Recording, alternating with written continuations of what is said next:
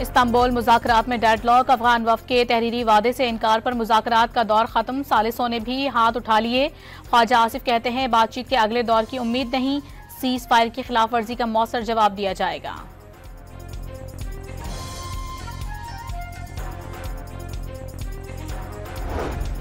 पाकिस्तान ने आखिरी जौहरी तजुर्बा मई 1998 में किया। एटमी प्रोग्राम मजबूत निज़ाम के तहत काम कर रहा है। अमरीकी सदर के बयान को गलत अंदाज में पेश करके भारत ने हकाइक को मस्क किया। तर्जुमान दफ्तर खारिजा का बयान।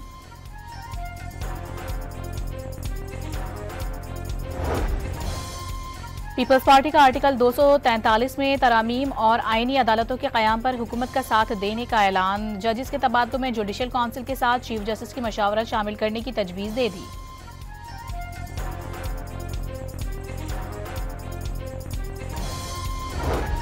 मुजव्वज़ा तरमीम में आर्टिकल 243 में तब्दीली से आइन और जमहूरियत को नुकसान पहुंचा तो कबूल नहीं, सूबों के हक पर डाके की भरपूर मुखालिफत की जाएगी। मौलाना फजलुर रहमान की सहाफ़ियों से गुफ्तगू।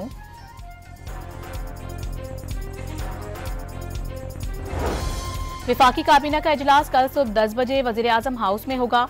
शहबाज शरीफ वीडियो लिंक पर इजलास की सदारत करेंगे।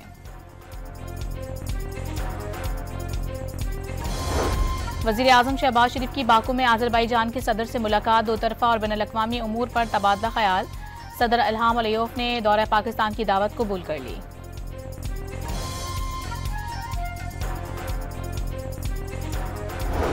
वज़ीर आला खैबर पख्तूनख्वा का पेशावर में पनाहगाह का दौरा, पनाहगाह में मुक़ीम अफराद के साथ खाना खाया। खुराक के मयार का जायजा, मतलूबा फंड्स जारी करने की हिदायत कर दी।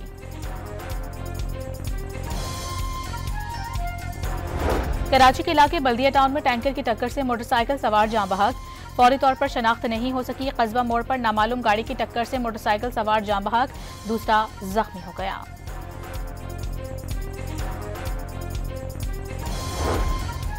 और पाक बहरिया का जहाज सैफ मालदीव की बंदरगाह माले पहुंच गया। हुक्काम की जानिब से पुरतपाक इस्तकबाल, मिशन कमांडर की मालदीव्स की अस्करी क़यादत से मुलाकातें।